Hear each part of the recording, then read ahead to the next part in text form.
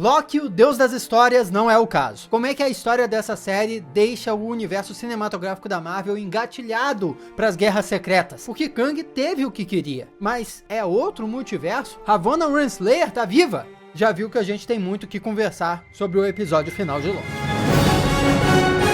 Olá, como vai? Tudo bem? Eu sou o Miguel Loquia, seja muito bem-vindo a esse vídeo onde nós vamos desmontar o último episódio dessa série, que até o momento está confirmada de não ter uma terceira temporada, e vamos pegar as referências, os detalhes, os significados e mais, desvendar o que possivelmente está por vir. Temos muitas conexões com os quadrinhos que eu não comentei durante o que veio antes na temporada, muitas possibilidades se conectando com supostos vazamentos, mas eu devo lembrar que se você sentir falta de alguma coisa nesse vídeo, eu já fiz a minha análise e nota e comentei bastante sobre até o que eu achei da série naquele outro vídeo. Esse aqui também é o último momento que você vai me ver nesse cenário aqui, tá? Porque eu tô de mudança, como eu já mencionei em vídeos anteriores, e esse é o último cantinho da casa que tá intacto, exatamente porque eu guardei ele para gravação desse vídeo aqui. Mas assim que eu terminar a filmagem, ele vai ser completamente despedaçado e no próximo vídeo que você assistir, eu vou estar em outro lugar.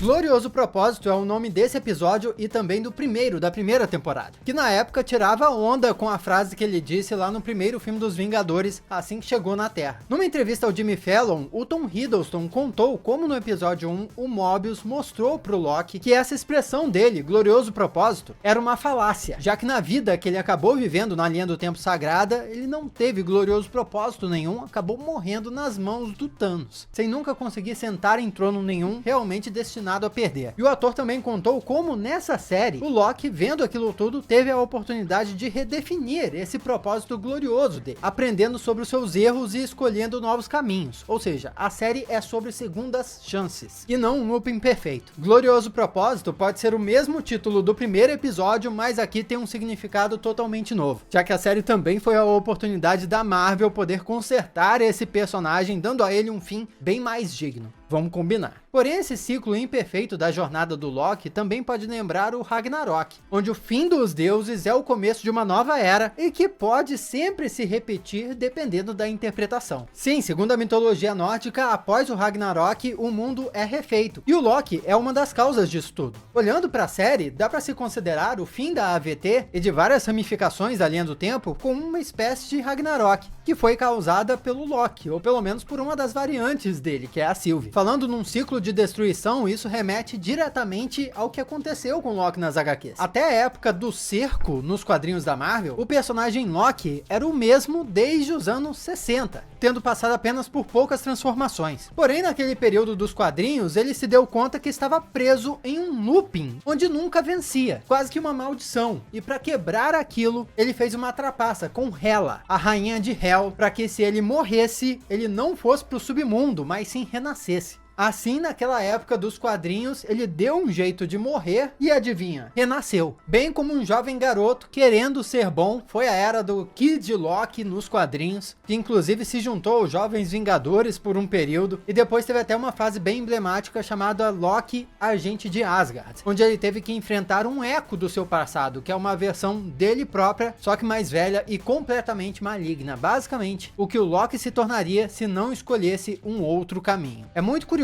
como a série se inspirou bastante nesses quadrinhos. A história é bem diferente, porém, dentro da AVT, é basicamente isso que o Loki faz. Ele confronta o seu destino, aquilo que ele acabaria sendo se seguisse os mesmos passos da linha do tempo sagrada, e precisa decidir ativamente mudar o seu comportamento para ser outra pessoa. Bom, é isso que o Loki nos quadrinhos faz também, e é bem nessa saga que ele se autodenomina Deus das Histórias, em vez de Deus da Mentira. Vamos combinar que histórias também podem ser mentiras, mas tem uma diferença crucial. Enquanto mentiras têm um propósito de dissimular, ocultar um fato e até prejudicar, histórias servem para o oposto. Histórias constroem, carregam, civilizações foram construídas em cima de história. Culturas inteiras humanas surgiram por causa de histórias que foram passadas de geração em geração. Se colocando como a divindade responsável pelas histórias, Loki se posicionou com uma responsabilidade muito grande no universo Marvel. E ela ainda aumentou no ano de 2019, quando ele ganhou uma nova HQ. Porque nela ele foi levado para um lugar onde teve acesso a um livro, chamado Livro de Loki. E esse livro deu ao Loki um poder absurdo. Basicamente, qualquer coisa que ele escreva nesse livro terá acontecido. Ou seja, ele é capaz de mudar qualquer coisa no passado. Não o futuro, não o presente diretamente, mas o passado. E ao mudar o passado, ao alterar a história, ele acaba ganhando um controle absurdo sobre tudo que acontece no presente e no futuro também. Porque ele pode basicamente influenciar a atitude do seu irmão Thor, de outros heróis e até outras divindades. É assim que ele se torna o verdadeiro deus das histórias. Mas repare que não é exatamente isso que aconteceu aqui na série.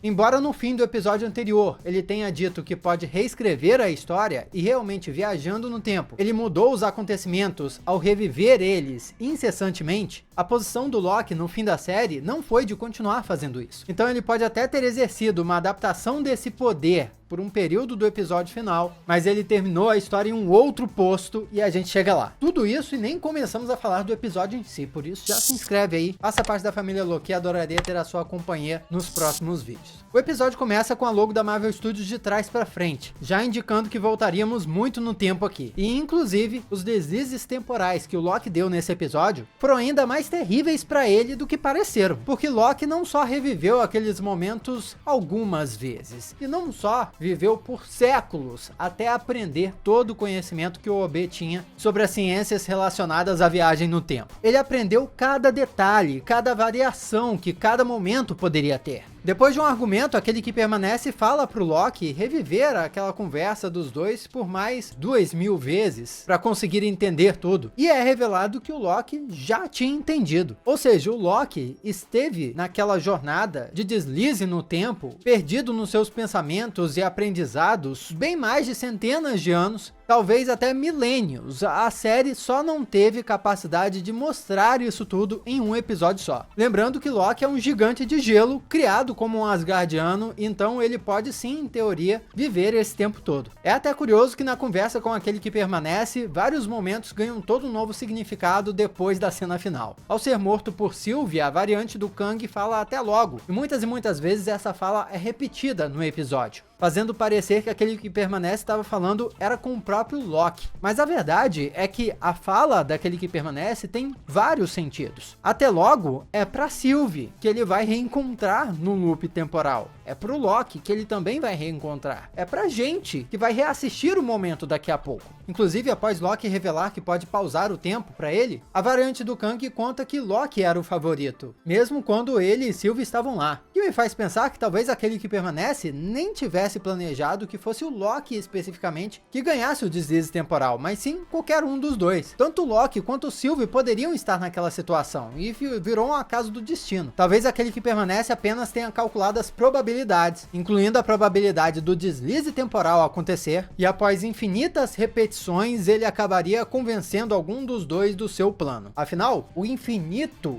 é muito tempo, e aquele que permanece esperava ter tempo infinito para convencer ou Loki ou a Sylvie do seu plano. Acabou que o Loki desenvolveu um plano próprio, totalmente diferente do que aquele que permanece queria. Loki declama um poema, Nascemos com quem morre, morremos com os mortos, que é um trecho de Little Gideon, de T.S. Eliot. Esse poema parece que foi escrito até para essa série, ou o contrário. Talvez seja um looping temporal, porque o poema fala sobre a natureza do tempo como um ciclo eterno, como os eventos do passado se conectam com o futuro, fala como a salvação pode ser alcançada através de compaixão, amor, e também fala sobre esperança e redenção. Basicamente a trajetória de Loki. Um trecho muito emblemático é o seguinte: o que chamamos de começo costuma ser o fim, e fazer um fim é fazer um começo. Trecho esse que até se encaixa com a conversa que o Loki tem com a Sylvie em determinado momento, onde ela comenta que viveu bastante em momentos de apocalipse e percebeu que não há problema em destruir algumas coisas às vezes. Foi exatamente quando Loki percebeu que talvez ele devesse destruir o tear temporal para construir algo melhor no lugar.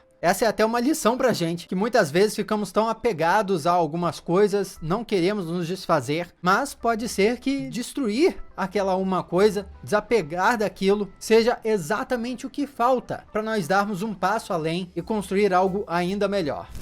Na conversa com o Mobius, descobrimos que ele hesitou em podar uma criança, o que faz total sentido. Já vimos com ele próprio que os agentes, apesar de não terem memórias, retêm algumas características da sua vida na linha do tempo sagrada. Mobius era vendedor de jet ski e ainda tinha um apreço muito grande por jet ski, mesmo trabalhando na AVT. Ele também tinha 2 filhos, então faz sentido que ele tenha grande apreço por crianças, mesmo sem lembrar da família. Agora, é muito engraçado a Ravonna Renslayer ser a impiedosa que podou o garoto, porque afinal de contas, ela era vice-diretora em uma escola. Aliás, ela também foi a responsável por trazer a Sylvie para a AVT da primeira vez, quando ainda criança. O que a série está tentando dizer sobre os nossos educadores? Mas aqui, quem é esse garoto que matou milhares de pessoas aí e o Mobius não conseguiu podar? Comenta aí as suas apostas. Loki olha pra trás e diz que sabe que tipo de deus ele precisa ser. Por você, por todos nós. Ecoando uma fala dele em Thor 1 pra Odin, que responde não. Na época, Loki estava sendo hipócrita dizendo isso. Ele só queria governar por ele próprio. Diferente de agora, só demonstrando o arco dramático desse personagem. E assim como o título do episódio, Glorioso Propósito, temos a mesma fala ganhando um significado totalmente novo. Lembra que o ator falou que essa série foi de segunda chances? Pois bem, esse episódio final ressignificou várias falas e vários momentos na história do Loki no universo cinematográfico da Marvel, tornando ele ainda maior. É bizarra a similaridade entre a passarela para o tear temporal e a Bifrost no filme Thor. Até as cores da radiação temporal remetem às cores da ponte arco-íris. E são 2 momentos por onde o Loki passou e que transformaram ele profundamente, mas em pontos totalmente distintos da vida.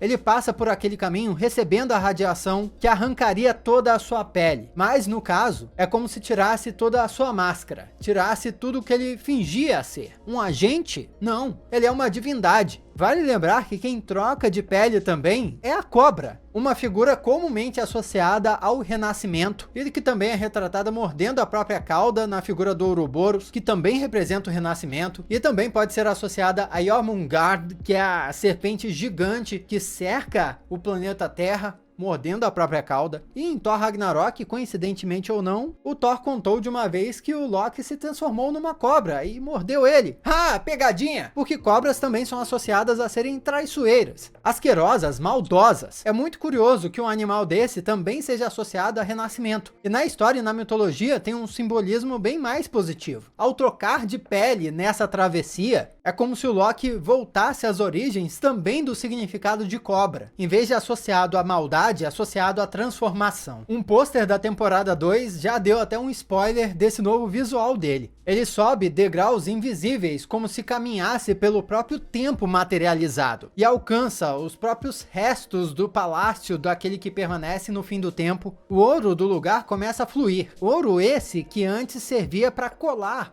o castelo daquele que permanece, simulando a técnica japonesa de kintsugi, que basicamente remendava a louça quebrada. E ver o castelo daquele jeito era uma forma visual de representar como aquele lugar e o multiverso como um todo havia sido quebrado e remendado várias vezes por aquele que permanece. Mas Loki acabou com aquilo, unificando todo o ouro em seu trono. Que não é um trono chique não, um trono pomposo, nada disso, é um trono humildão, utilitário, apenas o suficiente para que ele cumpra a sua função. Agora, é a nova coroa de Loki que é preta e simula a técnica de kintsugi, toda remendada a ouro, simulando que agora é ele próprio e não o multiverso quem foi destruído e reconstruído. O Loki, através dessa série, foi despedaçado pelo vislumbre do seu futuro terrível, pelas possibilidades catastróficas do multiverso, pela morte dos amigos que ele conquistou, mas ele precisou se remendar para chegar aonde precisava. E kintsugi tem muito simbolismo na cultura japonesa. Resiliência, esperança, é até uma metáfora para a vida, que, apesar de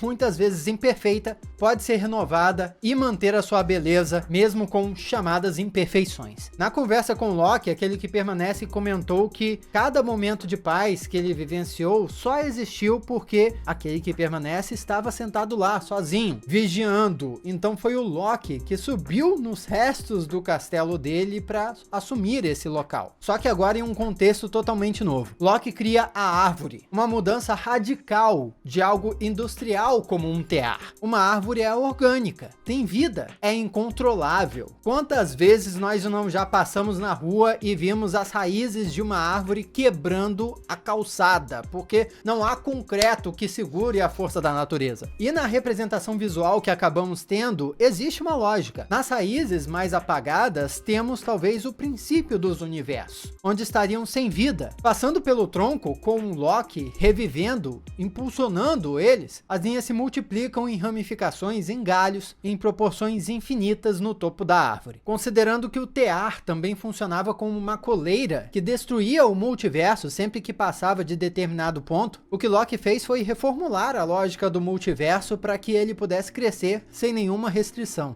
E é óbvia a comparação com a Yggdrasil. No universo cinematográfico, ela já foi explicada por Thor lá no seu primeiro filme, a árvore metafórica que conecta os 9 reinos. O Tesseract, inclusive, foi encontrado no primeiro filme do Capitão América em um local que tinha a representação da árvore Yggdrasil. Mas isso na época vale dizer porque o Tesseract foi escondido lá por Asgard. Então faz sentido que a cultura asgardiana tivesse representada no local. Talvez o conhecimento da cultura asgardiana tenha feito o Loki se inspirar para conectar o multiverso daquela forma. E inclusive, se olharmos para a mitologia, todo o simbolismo fica ainda mais interessante. Porque a chamada Árvore do Mundo, além de conectar os 9 reinos na mitologia nórdica, também é considerada o centro do universo e a fonte de toda a vida. Ela também é um símbolo de resiliência e de esperança, porque ela se mantém verde e viva, apesar dos ataques de várias forças destrutivas e Nidhogg. Nidhogg, vale dizer, é um dragão que vive sob as raízes da Árvore dos Mundos, tentando roê-las o tempo todo. Isso na mitologia, tá? Porque no universo cinematográfico da Marvel, eu acho que seria até interessante imaginar Nidhogg como Alioth, a Tempestade Viva, uma vez que a Tempestade Viva é capaz de consumir qualquer coisa que existe, e foi o ser usado por aquele que permanece para destruir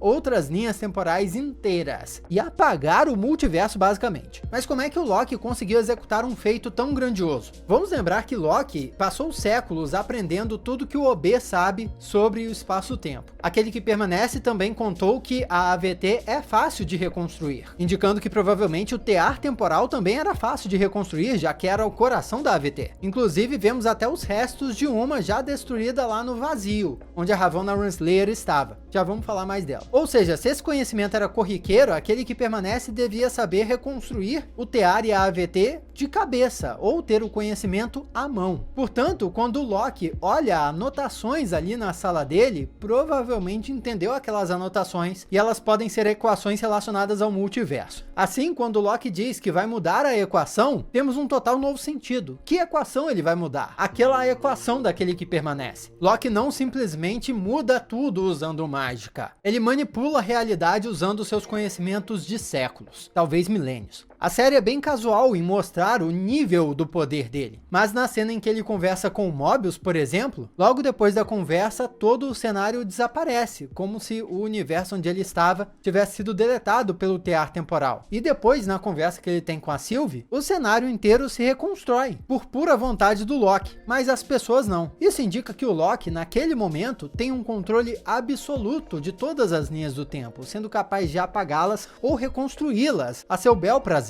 além de serem cenas bem poéticas. E eu sei que a cena final até causa uma dúvida. O Loki, ao reunir todas as linhas do tempo, sentar no trono, criou um novo multiverso? Eu vi uma pergunta perdida aí, Doutor Estranho se passa depois? Antes? E Quantumania? Claramente se passa antes, né? O Mobius até mencionou o Kang que foi derrotado lá, mas não, claramente Loki não criou o multiverso. Nós não vimos ele pegar as linhas do tempo e criar elas do zero, mas sim reativá-las. Loki reativou o multiverso que estava morrendo. Então tudo que já havia se passado na Marvel continua contando como se nada houvesse acontecido. E quando se senta no trono, ele não toma uma postura ativa de desenvolver novos universos, assumir o protagonismo em novas histórias. Em vez disso, ele só fica observando, permitindo a escolha dos seus amigos e de vários outros através do multiverso, assumindo um papel que não é o de Loki, o deus das histórias, mas sim o de outra figura das HQs que me leva ao abismo infinito. Essa é uma história um tanto curta e meio independente, escrita por Jim Starlin em 2002, muitos anos depois das 3 histórias do infinito que ele tinha feito para Marvel. Mas apresenta conceitos bem interessantes, inclusive do Atlas, uma entidade que ancora todo o multiverso. Além de ser cabeçudo e estranho, esse cara tá sentado em um trono e basicamente previne que diferentes universos cheguem a um fim prematuro. Ele é um guarda do multiverso, é isso, que evita sua destruição, do jeitinho que aquele que permanece diz que fazia lá do seu castelo, e assim como o Loki faz agora. Tanto que quando Atlas morre nos quadrinhos, o que arrumam de fazer é colocar uma entidade sucessora lá, porque a cadeira não pode ficar vazia, o multiverso não pode ficar sem um guarda assim. Na mitologia grega, Atlas, vale dizer, é um titã, que foi derrotado na guerra entre os titãs e os deuses gregos, e como punição foi condenado por Zeus, que é um babaca, todo mundo sabe, a sustentar o céu nos ombros por toda a eternidade. Por isso que Atlas está sempre abaixado lá, segurando alguma parada, e serve como uma metáfora para o fardo que todos temos que segurar na vida. Considerando que o Loki está agora nesse lugar, é o Loki que permanece, e ele não pode ficar vazio, podemos até imaginar quem é que vai suceder o Loki nesse posto no futuro. Isso é conversa pro Miguel daqui a 10 anos, mas já bota suas sugestões aqui. E a nova AVT? Tá mais parecida com a AVT dos quadrinhos, onde eles são basicamente uma polícia temporal. Agora, polícia temporal e do multiverso, monitorando os Kangs. Bom, até o momento a gente sabe que a guerra multiversal vai acontecer nos planos da Marvel. Deadpool 3, Vingadores Dinastia Kang, Vingadores Guerras Secretas. E esses filmes, segundo rumores, supostos vazamentos, teriam envolvimento da AVT, sim. Aquele que permanece avisou ao Loki que as suas variantes já estão por aí, e vai ser o dever dele e da AVT impedir eles. Isso engata a trama desses filmes futuros de forma épica, porque os agentes da AVT podem não ser o suficiente para impedir que os Kangs destruam o multiverso na sua batalha infinita. Afinal, o multiverso é infinito, a quantidade de Kangs querendo poder pode ser infinita também, e para impedir isso, a AVT pode precisar recrutar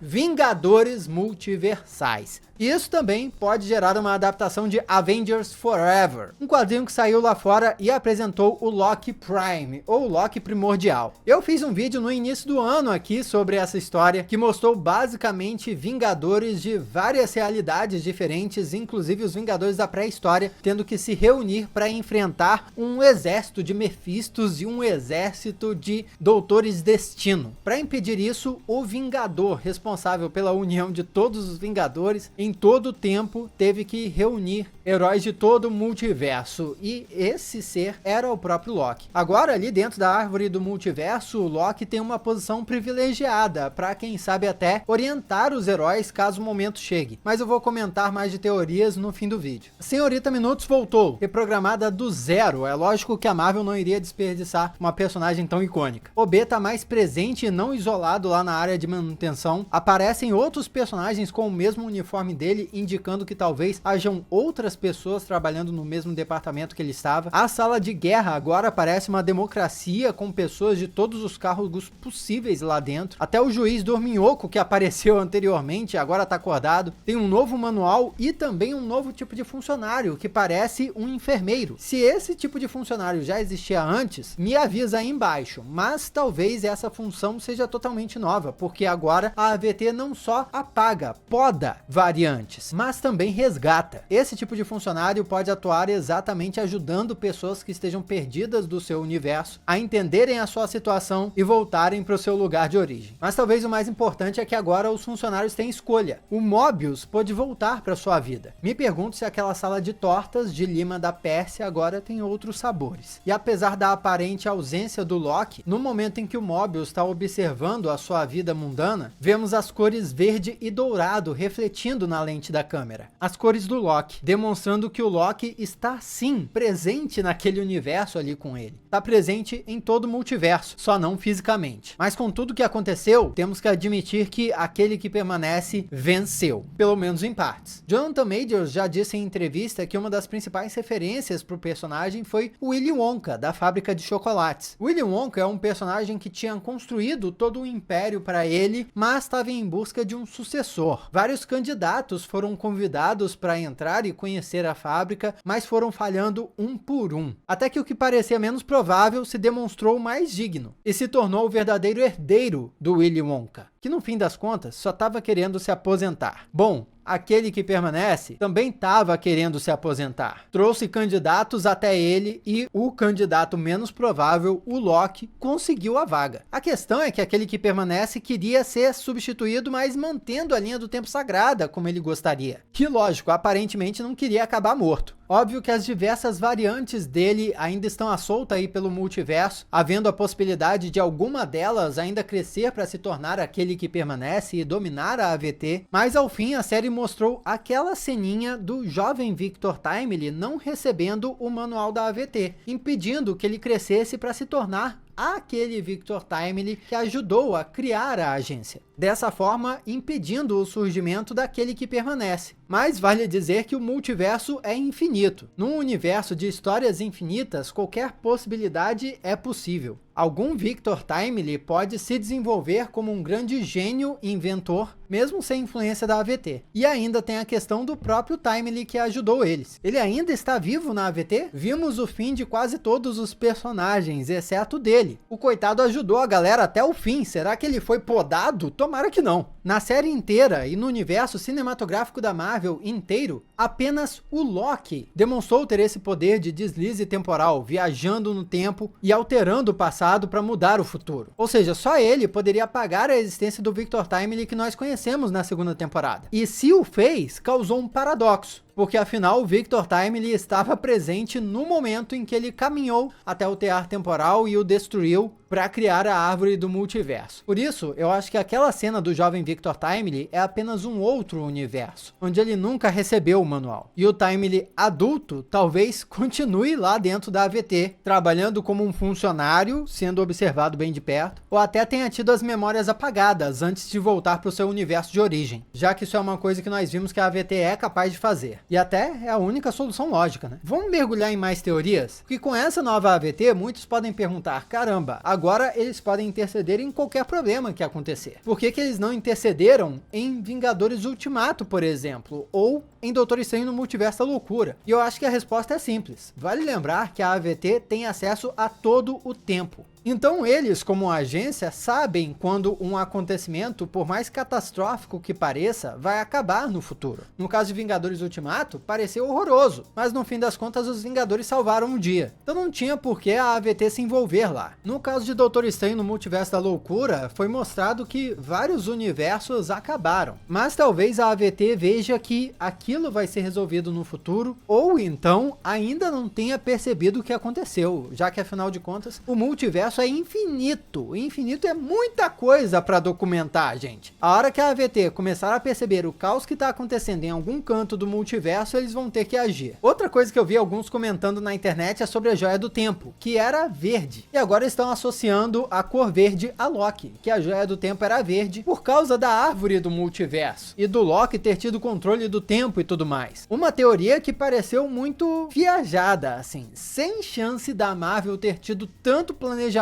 a ponto de visualizar a relação do Loki com o tempo e colocar a cor dele na Joia do Infinito do Tempo. Mas aí lembraram da relação entre a Joia da Realidade vermelha com a Feiticeira Escarlate, que manipula a energia do caos, também vermelha. E tem tudo a ver com manipulação da realidade, então outro case de extrema coincidência aí. E é isso, no máximo, uma grande coincidência por parte da Marvel. E se eles forem inteligentes, podem aproveitar essa coincidência no futuro. Mas a similaridade entre o deslize temporal e o poder da Joia do Tempo é realmente absurdo, viu? Quando você volta ao passado no universo cinematográfico da Marvel, você criava uma ramificação. Isso que foi explicado em Vingadores Ultimato. A única coisa que quebrava essa regra era a Joia do Tempo. E agora também o deslize temporal. Em outras palavras, o Loki é uma Joia do Tempo personificada. É bizarro. E o fim da Ravonna, hein? Já comentaram, será que a Ravonna não morreu ali? Porque ela encarou a cor roxa e trovões característicos de Alioth, a Tempestade Viva, que consomem qualquer coisa ali no vazio, indicando que ela estava encarando seu momento de morte, assim como o Loki clássico, lá na temporada 1. Porém, o episódio focou de forma muito suspeita na pirâmide, que pode ser uma referência ao Ramatut, que inclusive apareceu lá na cena pós-créditos de Homem-Formiga e a Vespa Quantumania. Vamos lembrar que o Alioth foi domado por aquele que permanece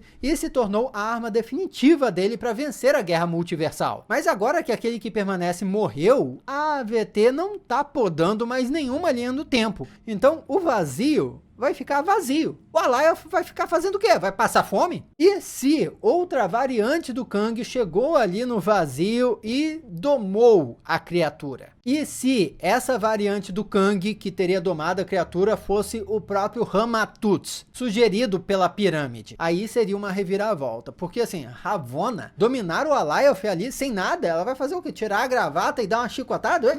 Não! Mas uma variante do Kang ter feito isso seria intrigante. E o Loki, ele tá sentado lá, guardando o multiverso, mas ele tá preso no trono para sempre. Faz sentido pro arco dramático dele que não saia dali e fique sozinho. Até porque se ele tá segurando fisicamente as linhas do tempo, ele não pode soltá-las. Mas eu também acho que não faria sentido a Marvel simplesmente abandonar esse personagem e esse ator que são tão carismáticos pro seu universo. Por isso, acho que a forma perfeita do Loki voltar não seria como um super-herói agora, renovado, nada disso, mas como um mensageiro, um guia, ou algo assim que poderia aparecer a partir das suas projeções. Vamos lembrar que nessa segunda temporada mesmo, o Loki apareceu fazendo clones dele próprio com a sua feitiçaria. Lá, sentado no seu trono, ele poderia, quem sabe, criar esse tipo de ilusão para mandar uma imagem de si próprio para dentro da AVT, para conversar com seus amigos, ou até reunir a tal equipe estimada dos Vingadores, assumindo seu posto de Vingador Primordial. Seria poético porque ao mesmo tempo em que ele estaria presente nesses momentos, no meio da ação, fisicamente, ele não estaria lá. Para ele é como se estivesse jogando um videogame, interagindo com as pessoas, com as situações, mas ainda assim radicalmente destacado delas. O que você acha? Eu fiquei muito feliz com essa série, mais feliz do que com qualquer outra série da Marvel. Muito obrigado por ter acompanhado ela comigo. Os Loki são os melhores, beijo lá. E se você por acaso sentiu falta de eu comentar alguma coisa, é possível que eu já tenha comentado lá no meu vídeo de análise e nota, beleza? Aqui do lado tem outras coisas que você já pode assistir. Muito obrigado pela sua companhia fenomenal. Eu sou Miguel Lokia e a gente se vê na próxima.